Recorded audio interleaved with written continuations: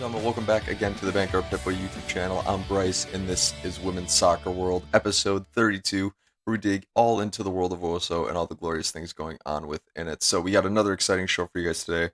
We're going to touch on quite a few things, actually, just three big things that encompass a large area of what's going on in the world of OSO, including the United States Women's National Team, Great Britain international team, I guess you could say, and a little bit of the NWSL. I want to touch on that because we're 3 weeks into the league play so far this season. So let's just jump right into it. The United States June camp roster was released, I believe, on Monday, and as well as additional fixtures were announced too. So listen to this. On July 1st and July 5th, the U.S. is going to take on Mexico. On July 1st, it's going to be at 7 p.m. Eastern on FS1.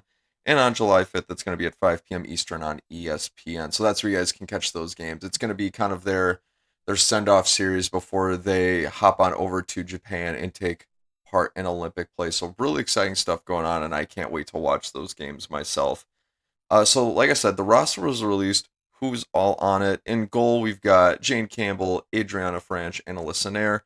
For our list of defenders, we've got Alana Cook, Tierna Davidson, Crystal Dunn, Kelly O'Hara, Midge Purse, Becky Sauerbrunn, and Emily Sonnet.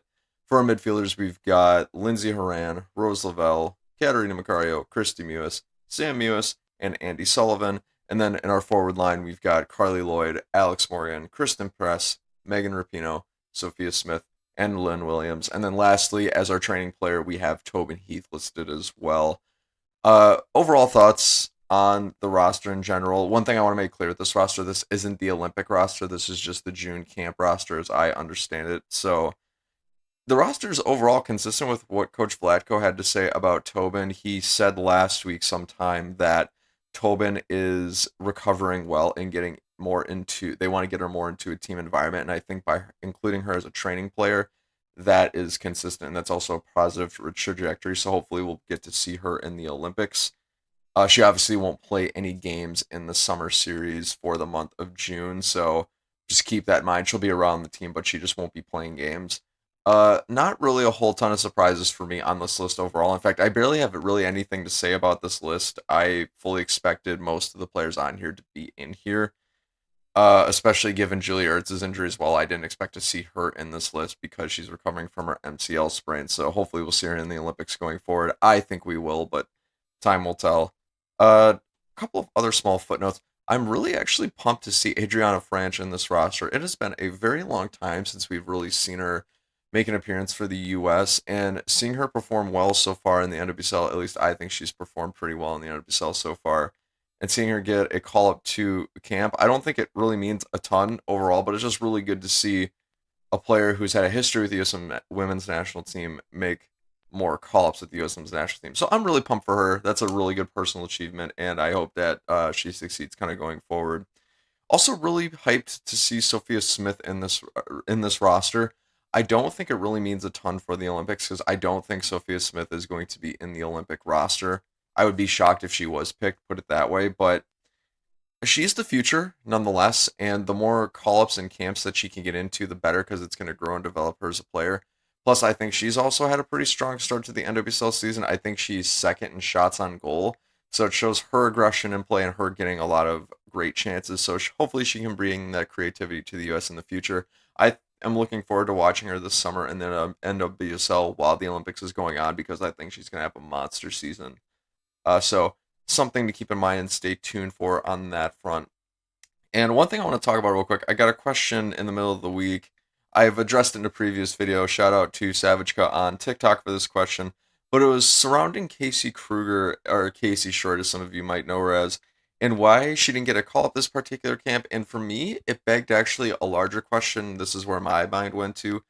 And it begged a larger question as to why Casey Kruger hasn't really gotten a ton of call-ups throughout her career, or a lot of appearances, I should say. I think she's made only 33 appearances for the U.S. throughout the course of her career. And I'm going to say this about Casey Kruger. So I don't think Casey Kruger is really a world-class fullback. I think Casey Kruger is a great fullback. I just don't think she's quite in that tier of being among the world's best. But I think she could have a lot of success with the U.S. Women's National Team overall.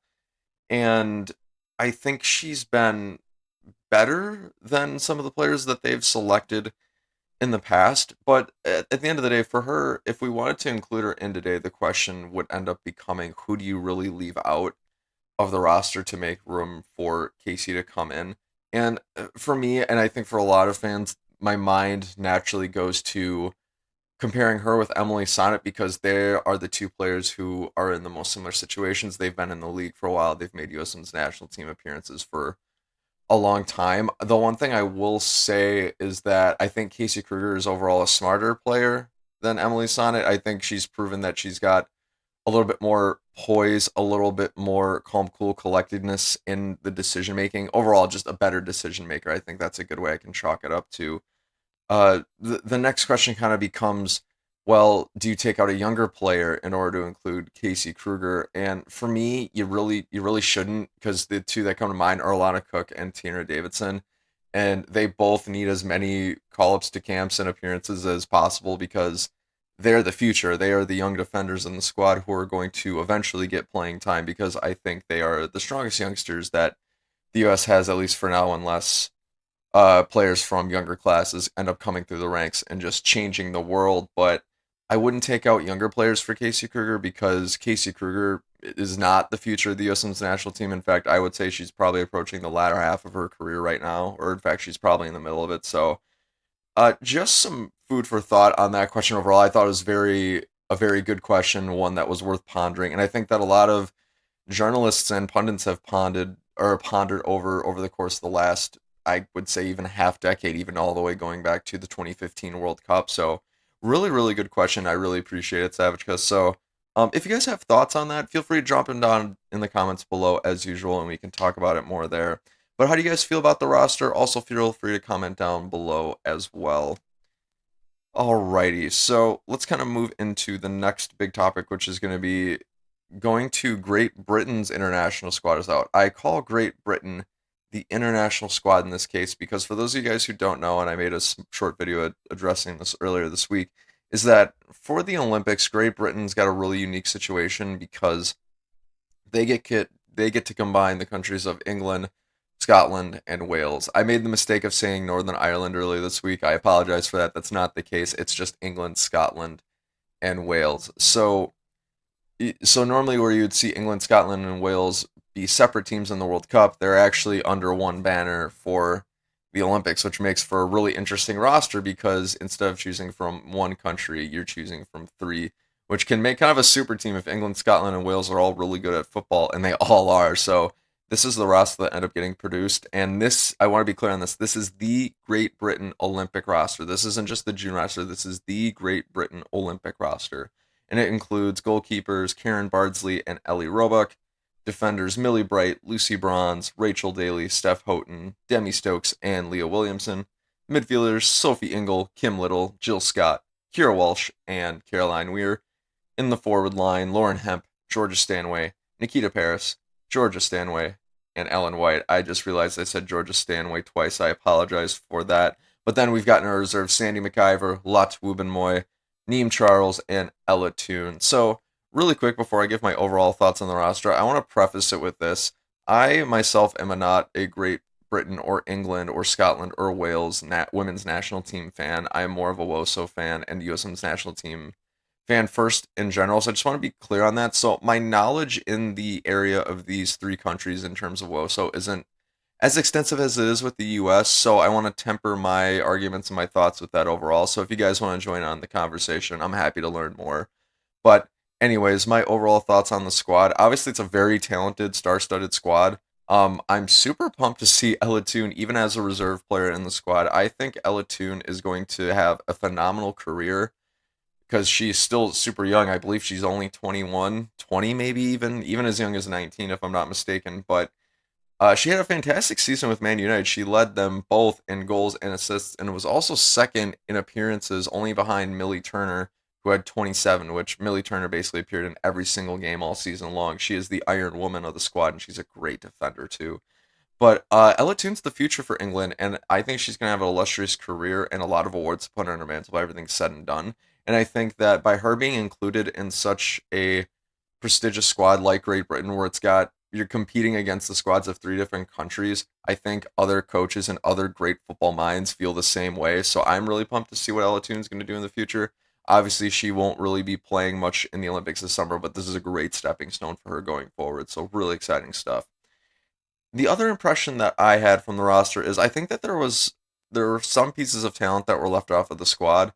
I think where a lot of Great Britain's fans or England's fans' minds naturally go to is Alex Greenwood and Jordan Nobbs. I can't really speak to Alex Greenwood too much because I don't know a ton about her other than that she is very talented, but I couldn't get into the intricacies as to why she might have been left off of the roster. However, I did find some numbers concerning Jordan Nobbs and exploring why she might have been left off of the roster. The natural, I think, comparison that fans might go for is okay, if you include Jordan Nobbs, which midfielder do you leave off? And I think a lot of people's minds went to Jill Scott, and I think rightfully so. The reason being is I don't think Jill Scott didn't have a bad season this year. She was on loan at Everton for most of it, but she didn't have a bad season, but I don't think she really excelled this year. And I don't believe she really performed as well as Jordan Nobbs did. And in order to kind of supplement that argument, I'm just going to throw some numbers at you guys. So stick with me here for just a second. In the 2020-2021 season, Jill Scott made 21 appearances across Manchester City and Everton, and she scored 3 goals and 1 assist. That translated to 0.22 goals per 90 minutes and 0.07 assists per 90 minutes. Now, we compare that with Jordan Nobbs. Jordan Nobbs made 5 fewer appearances, so that's 16. However, she produced 2 more goals, that's 5 goals, and 3 more assists, that's 4 assists. Combining that all, we get 0.43 goals per 90 minutes for Jordan Nobbs and also 0.34 assists per 90 minutes for Jordan Nobbs as well. So her numbers would suggest those are just bare bones numbers, mind you, but just in terms of production, it would seem that Jordan Nobbs had a much more productive season with Arsenal did, and Arsenal finished very well, than Jill Scott ended up having with Everton and Manchester City. So I think it leaves a lot of people scratching their heads as to why Jordan Nobbs was left off. Both players have, I'd say, really awesome experience with the English side, so experience isn't really a question of it, at least in my mind. I know Jill Scott's been around for a little while longer, but with those numbers on the surface, I could see why a lot of fans of England would be very puzzled at the fact that Jordan Nobbs was left off of the list and Jill Scott was included. It doesn't really make a whole ton of sense on the surface. I don't know if there is some nuance in there because, like I said, I am not an England fan personally, but I don't know if there's some subtle nuance in there that I'm missing that would make sense for Jill Scott to be included and Jordan Nobbs not to be included, but I don't see it personally. So I think Jordan Nobbs kind of got snubbed and being left off of the roster for England, and which is a huge bummer. And especially when you've got competitions like the Olympics and World Cups that only come around for so often, it makes the heartbreak even worse, especially even when you bring Alex Greenwood into that conversation too. So I feel gutted for those players. I'm really pumped for Jill Scott. Like I said, I want to be clear here. I don't think Jill Scott's a bad player at all. I just think that I find it surprising that Great Britain included her over other players that I think had more productive seasons. So, regardless, I hope Jill Scott and Great Britain do well this competition. Just not better than the U.S. because that's my main team, of course. But it's just some overall thoughts and impressions I had on the roster. Other than the fact too that the roster is mainly dominated by Manchester City and England players as well. I found that kind of interesting. Not really a whole ton of surprises out of the three teams. You just gotta out of the three international sides, you just gotta pick the best talent, and I think most of that talent does lie in England. So there you have it. If you guys are curious where I got the stats for Jill Scott and Jordan Nobbs, I went to footystats.org for those stats. That's FOOTYSTATS.org.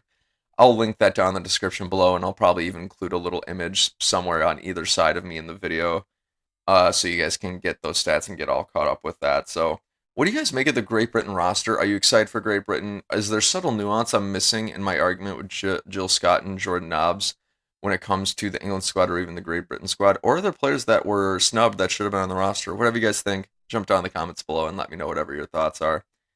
All right, so moving into the last item for episode 32 that we're on now. I think I accidentally said 31 earlier in the episode. I apologize for that, but I just wanted to squeeze in a little bit of NWSL footnotes just to catch you guys up within, because we're 3 weeks through, I believe, of the NWSL season so far, and there have been some surprising things that have gone on, and also just some keeping you guys up on who's leading the league and some odd categories as well. So So far, highlights, big main takeaways from the third week of the season. Alex Morgan's actually leading the league right now with 3 goals with the Pride. The Pride, if you guys haven't kept up on it, has been performing quite well. I'll touch on that in just a second. And then Dabinia is leading the league with 2 assists. Dabinia's got 2 assists, 1 goal, and Dabinia to me is still one of the top 10, top 15, top 20 players in the world. She's gonna have a monster summer this year with the NWSL, as I think a lot of players are. So I'm the NWSL action this summer is going to be awesome.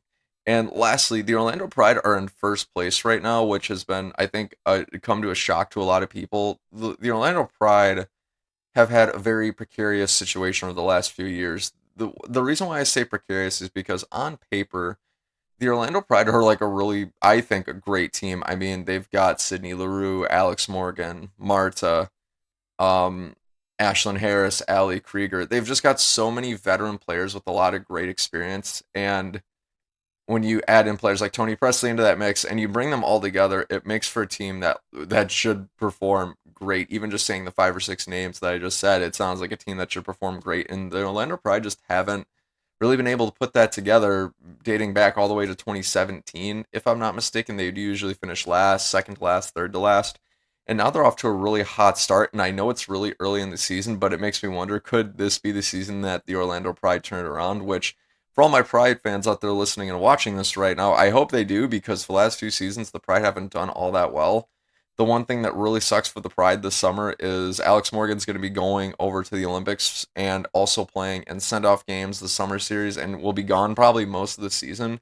So I hope that the Pride are able to recover with the pieces that aren't going away to the Olympics and can perform well, because the Pride could use some wins. So, and the one thing I want to mention too is the Pride, in their great start, they've won 2 and they've drawn 1, and they've won the 2 games against really good competition. That includes the Portland Thorns and the North Carolina Courage, both of which I could argue are going to be 2 of the best teams, some of the best teams in the league this season. So it's not like they're beating bottom table poorly performing teams. They're beating really good teams. So it's a long season. Only time's going to tell. But I'm pulling for the Orlando Pride and really all the teams to do well, because the better they play, the more entertaining it gets, and the better that experience we get for fans. So really exciting stuff overall.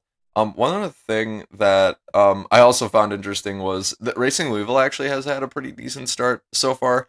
I feel really bad. I might have jinxed Racing Louisville. I was singing their praises a few days ago. I can't remember if it was on a live or if it was in a video I made, but um, I was singing their praises, and then that night they went and got stomped by North Carolina 5-0. So I was like, maybe I should just keep my mouth shut. But it's like the fan curse, right? Once you say something out loud, usually the opposite happens. But that's how it goes. So, ladies and gentlemen, what are your biggest surprises or highlights so far for the NWSL season? Or what do you think is going to happen when a lot of U.S. Women's National Team players exit the league for a month or two this summer and go play overseas? I'm really fascinated to see what the league will turn out to be like with a lot of the U.S. Women's National Team players gone. But only time will tell. Whatever you think, feel free to jump down in the comments below and let me know whatever your thoughts are. All right, ladies and gentlemen, so that's actually going to do it for this installment of Women's Soccer World episode 32. If you like what you're hearing and seeing, feel free to like, comment, subscribe, or do whatever it is you do to support your YouTube channels and podcast platforms. Thanks so much for joining me for another Women's Soccer World episode. I've been Bryce. This has been the Bankrupt Hippo YouTube channel. Until next time, have a great day.